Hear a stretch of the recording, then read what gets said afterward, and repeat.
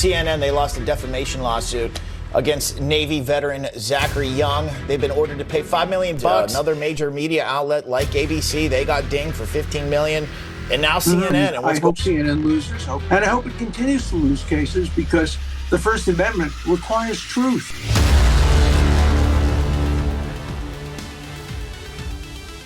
In this video today, CNN suffers a bombshell loss in court.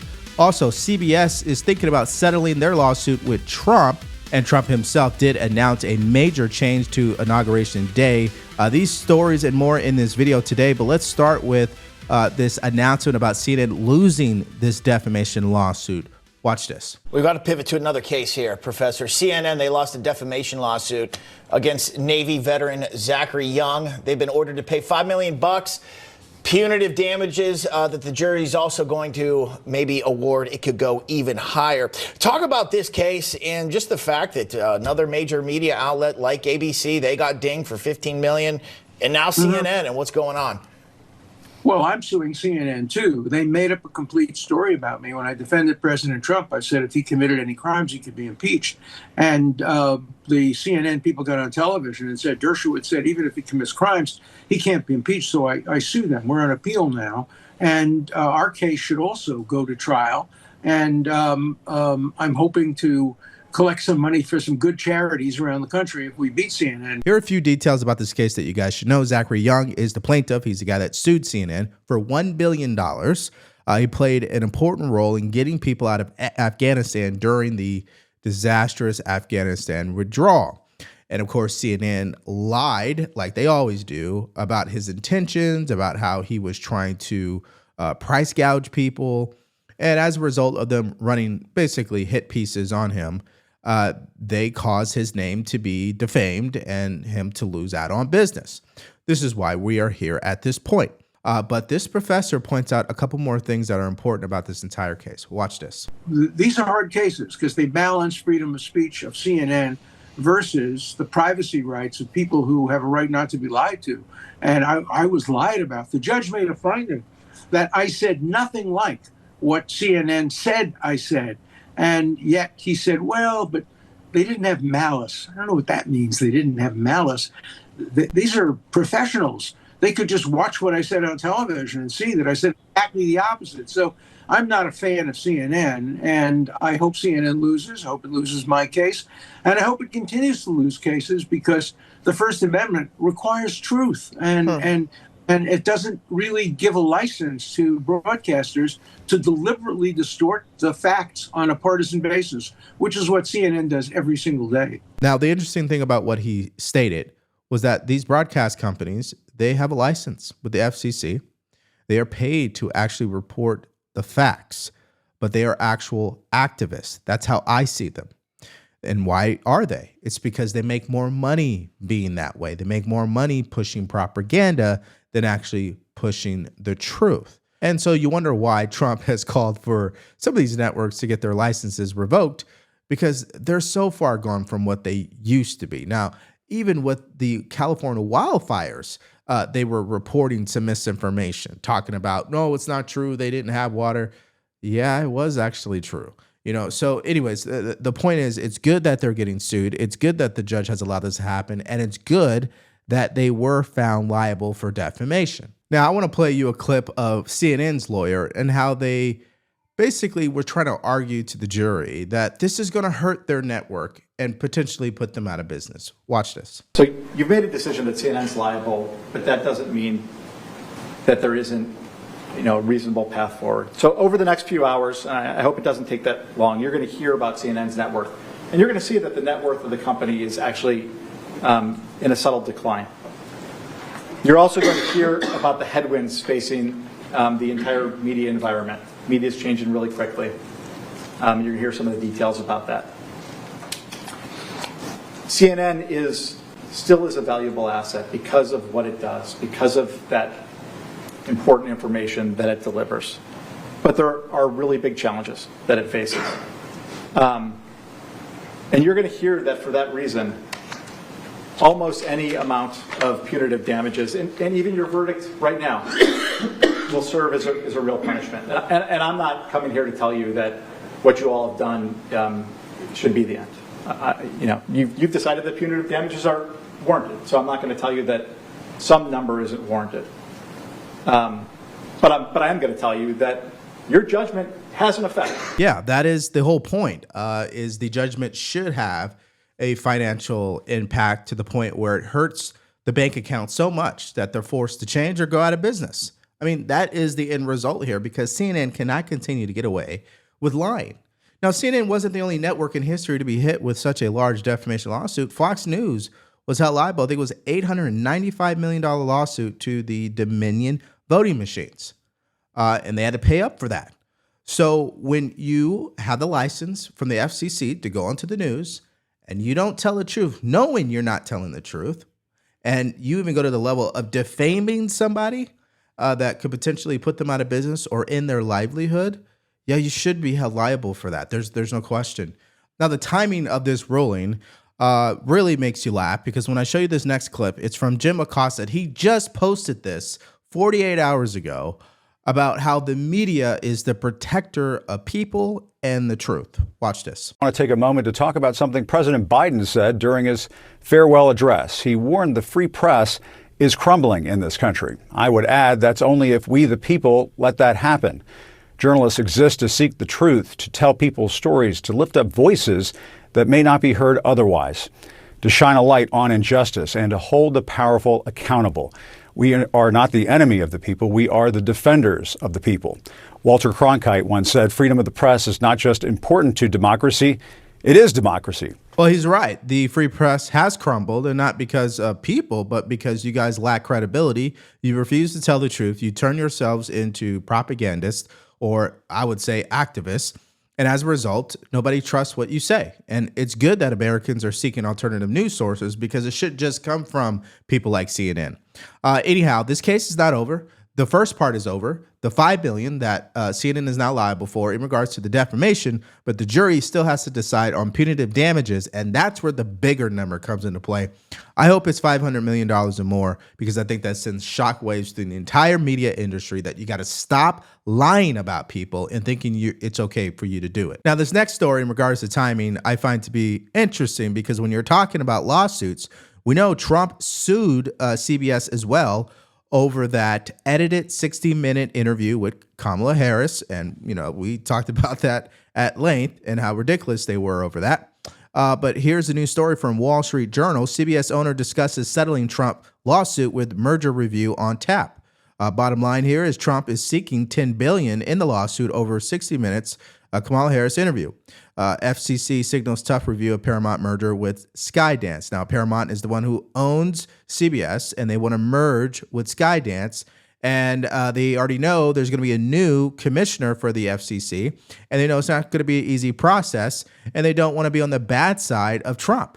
So they're trying to get ahead of this. And that's why in the beginning of this article, it says the incoming FCC chairman, Brendan Carr, who Trump has appointed, gave Paramount executives a warning to that effect at a reception late last year following the taping of the Kennedy Center honors in Washington, according to people familiar with the exchange, and he has echoed the message in public remarks. All right, now let me take you to the part of this article that I think stands out to me. Paramount and Skydance executives have considered a number of possible changes the company could make to shore up CBS News editorial operations while reassuring Trump's camp, including adding new processes around programming and possibly releasing the transcript of its 60 minutes interview with Harris, according to people familiar with the situation.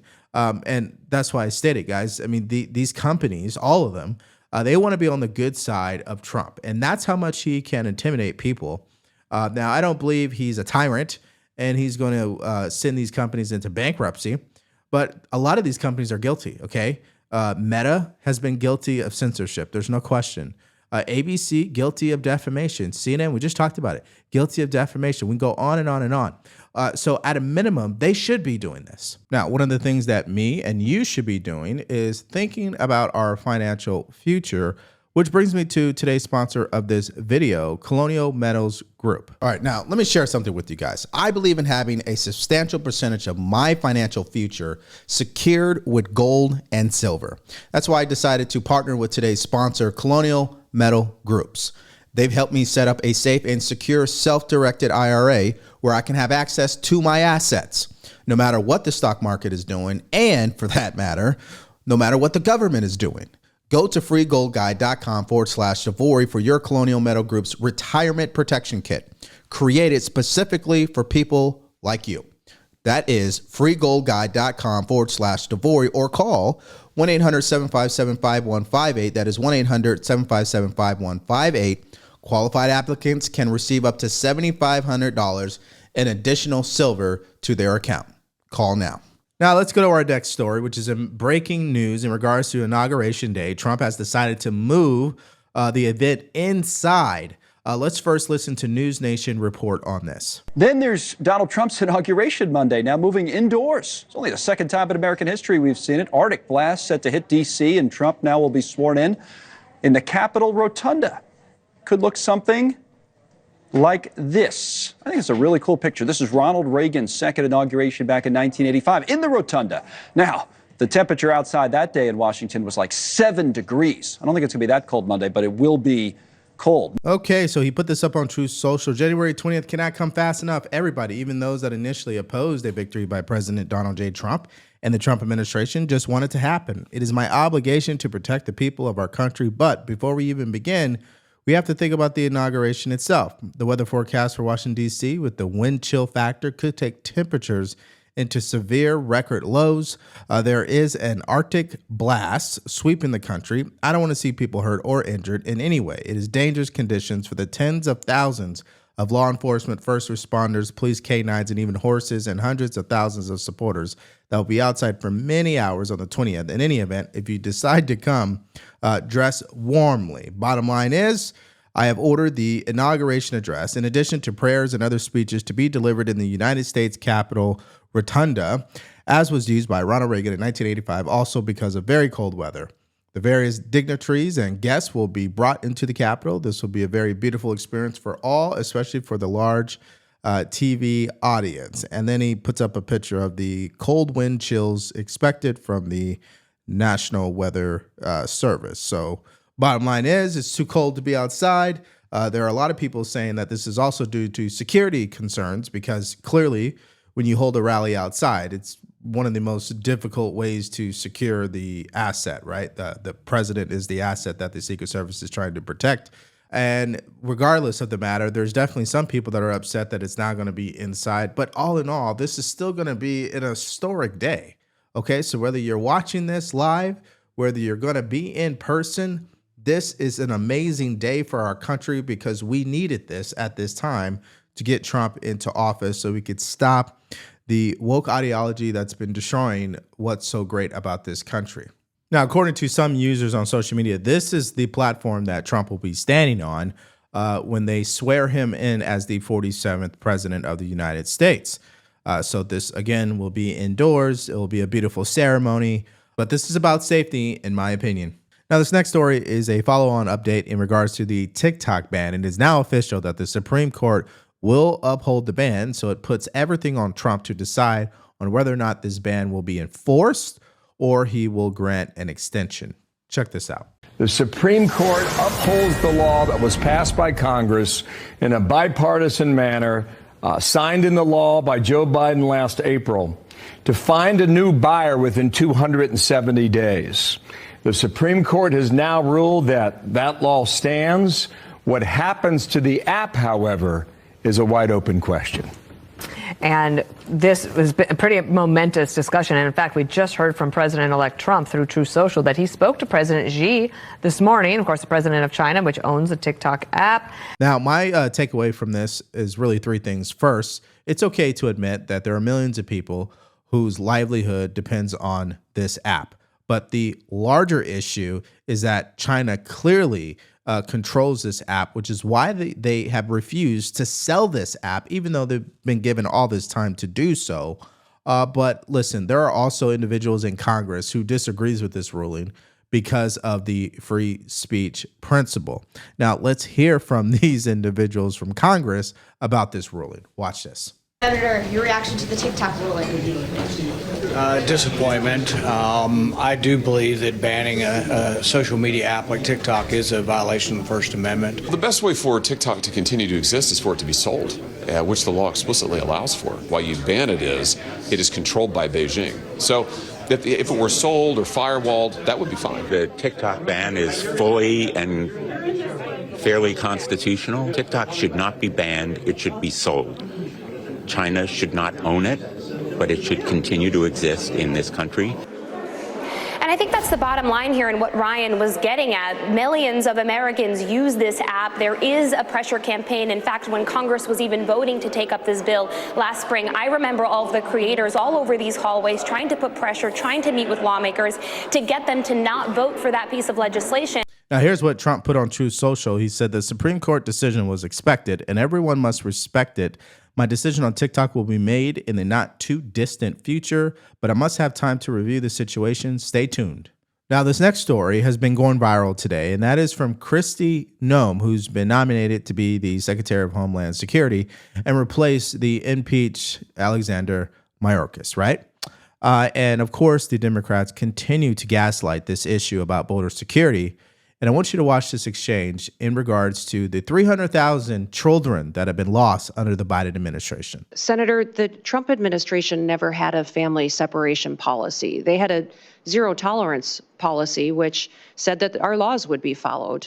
What I'm alarmed by is the over 300,000 children that went missing during the Biden administration. And when we talk about children and what they're potentially facing as far as victimization in this country and the trafficking that's going on, this administration's lack of desire to find out where those children are or what they may be going through is alarming to me. So I want to stop that. Because my time is expiring, I'm just going to interrupt again with apologies to say, let's put aside. Well, I can't put aside 340,000 children. Labels. Let's put aside what happened in the past. There are still 1,000 children who are separated and waiting to be reunited. I'd like your commitment that you're going to continue the effort to reunite them with their parents. Senator, keeping families together is critically important to me and to this country. I'm concerned about Laken Riley's family, that they no longer have her. I'm concerned about the fact that we have people in this country that don't know where their children are, or people in other countries who sent their children here and they've been lost by this administration. So yes, my focus will be to keep families together. We will uphold our law and we'll make sure that we're doing everything we can to keep our children safe from the trafficking and the drug epidemic that's hit this country. I'm going to end on an optimistic note and say I take that as a yes. Yeah. Thank you, Mr. Now, I wanted us to take a look at this clip because it demonstrates what the talking point will be moving forward. Democrats and, of course, the fake news media will be more concerned about family separation than they will be about the 300,000 plus children that have been lost. Just think about that for a second. Now, family separation may not even be a true thing because, as you heard Tom Homan say repeatedly, the family doesn't have to be separated. The kids will go back with the parents where they came from. I mean, it's on the parents to decide what happens. And here she is talking about how there has been a lack of accountability for illegal aliens who clearly have been committing crimes here in America. But there is the utmost accountability for the American citizen. And again, this goes back to the mindset of a progressive. They're more compassionate with the illegal criminal than they are with an American citizen. Watch. My goal and my mission is to build trust. We will undertake a large job and a large duty that we have to fulfill, that the American people expect us to do by securing our border, to make sure that our nation is a nation with borders, or we're no nation at all, and that we are making sure that those criminal actors that are perpetuating violence in our communities and in our cities and towns and states are removed from this country, that there's consequences for breaking the law in our country again. There has to be consequences, because when Americans break the law, there's consequences. And why would we ever allow someone to come in from another country and not allow them and not have consequences, or allow them to continue to go forward and to commit rape and murders and break other laws that endanger our society. So, all right, now let me show you this clip from the outgoing Secretary of Homeland Security, that is Mayorkas, who was impeached because we know He didn't do anything, right? He failed to truly enforce border security. And some people believe in this clip, he is actually throwing Joe Biden under the bus because he's not the guy who makes the decisions. It's the president that makes the decisions. And that's why the border turned out to be the way that it happened, right? So let's go ahead and watch this. Mr. Secretary, do you not, I mean, put the politics of the election aside if you want. Do you not look at the immigration issue in this country and what has transpired over the last 4 years, given the number of people coming into this country illegally, given the firestorm that this has created, the national dialogue about it, given some of the efforts, frankly, by the administration, especially early on, to be more lenient than they had been? Do you think none of those things, if you could go back, you would do differently? Look, Andrew, yes, and you have to understand something, and this is not specific to government, but to any large organization, including a government administration. People have different views on what the correct policies should be, what the correct operational measures should be. Those disagreements, those different views are voiced, decisions are made, and then everyone marches in unity together. That is the nature of a large organization, and the government is no different. But just so I'm clear, are you suggesting your own personal views about how to operate this were at odds, or there was a distinction between your personal approach and how you would have wanted to do it and how maybe your bosses wanted to do it? I don't want to get into the deliberative process. We're one team and it's one effort, but this is not a revolutionary concept that there are disparate views when one has many people involved in the decision-making process. It's amazing when you know you're about to walk out the door, how your tune changes, right? I mean, you can't help it. It's just human behavior, right? And we know he's been a robot every step of the way. And even in that response, you could tell he's kind of changed the way he's responding to that type of question. We know what he means, okay? Joe Biden and his handlers and whoever else is a part of the decision-making is the one that was telling Mayorkas to just do exactly what we tell you to do. And that's exactly what's going to happen with Kristi Norm and Trump. Trump's going to tell her, or Stephen Miller and whoever else in the White House will tell all of these people that he's nominated, this is what we want to happen. Now go execute. The problem for Mayorkas, of course, is he executed on failed policies. And so his whole credibility and I believe legacy is stained, but that's my own personal opinion. All right. So now I'd love for you guys to answer this question in the comments section below. Because the big story today was the CNN losing their defamation lawsuit. What do you think the punitive damages amount should be? Now, it could be anywhere from $0 up to $1 billion. Let me know what that number should be in the comment section below. Now, one of the stories that continues to linger in the media is the California wildfires, and particularly Gavin Newsom, who for some reason, he can't help himself. He's got to do an interview every single day, attacking Speaker Mike Johnson and Trump and J.D. Vance, and he just won't let up. And once again, here he is, delivering an unhinged reaction to Speaker Mike Johnson and the conditions they want to place on the disaster relief. So if you guys want to check out that video and more stories from yesterday, all you have to do is click on that video because it's coming up right now.